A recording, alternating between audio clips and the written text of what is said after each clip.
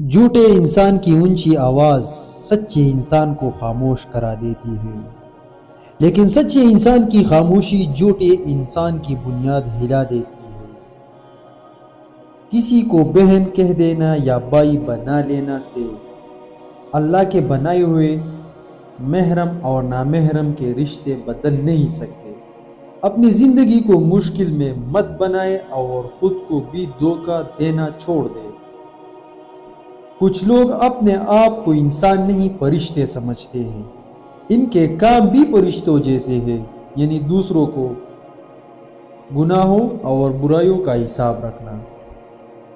اچھے لوگوں کو ٹوکر مارو گے تو وہ ٹوٹے گا نہیں، لیکن پھسل کر تمہاری زندگی اور پہنچ سے بہت دور چلا جائے گا۔ رسول اللہ صلی اللہ علیہ وآلہ وسلم نے ارشاد فرمایا، جو درجہ خاموشی کی وجہ سے انسانوں کو ملتا ہے وہ 60 برس کی نفل عبادت سے بہتر ہے۔ مخالفت ڈٹ کے کرے لیکن منافقت کبھی نہ کرے۔